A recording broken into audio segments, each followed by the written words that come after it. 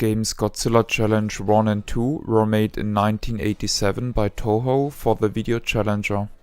I reviewed the system in episode 84. For the Godzilla Challenge games, no additional footage was shot. Instead, sequences from 3 movies were cut together.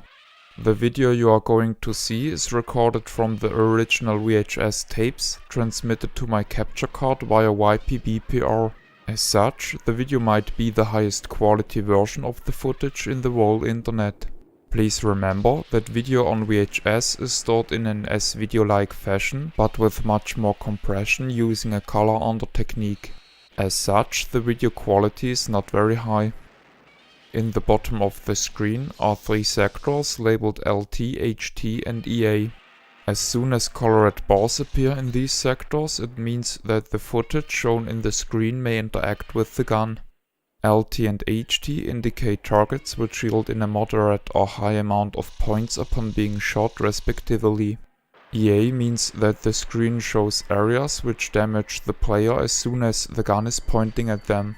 In the top right corner, a timer shows how far the videotape has progressed. In the end of each game, a score table ranks the player based on the achieved amount of points. The first Godzilla Challenge game is solely using footage of the 1964 movie Mothra vs. Godzilla.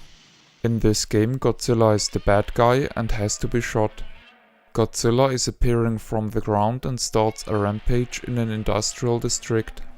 The military attempts an attack using the local power lines, which just briefly stops the monster.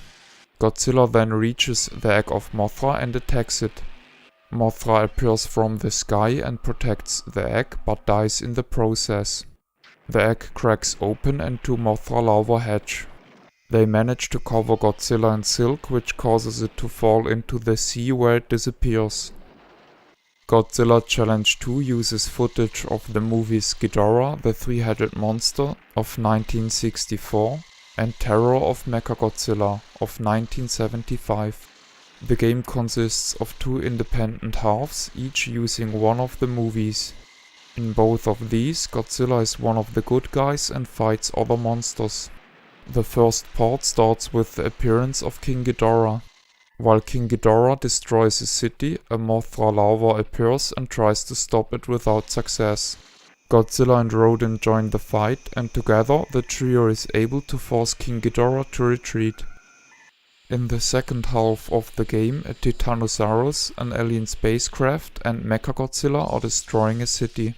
Suddenly Godzilla appears and fights the 2 monsters.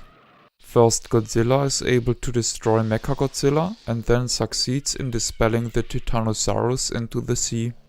The selection of used scenes is very questionable, as it is never shown what happened to the spacecraft. Godzilla Challenge 2 has the same problems as the first game, but seems to be fiddled together even less carefully. A good example for this is the final atomic breath attack against the Titanosaurus, where the developers couldn't be bothered to place target circles and instead the whole screen flashes as target. The gameplay in both games feels plastered in. The targets don't seem to be carefully placed and shake around without apparent reason. These 2 games are certainly better than the game Turtle Challenge, but that's not a tremendous achievement. In my opinion, those 3 games are the worst entries in the otherwise interesting library of Takara Video Challenger games. As a huge Godzilla fan, I am glad I own the Godzilla Challenge games, and I had fun playing them, but I can't recommend them at all. The boxes look appealing on the front and do a good job explaining the game on the back. Personally, I enjoy the design. This is the end of the review. My name is Ben. I thank you for viewing.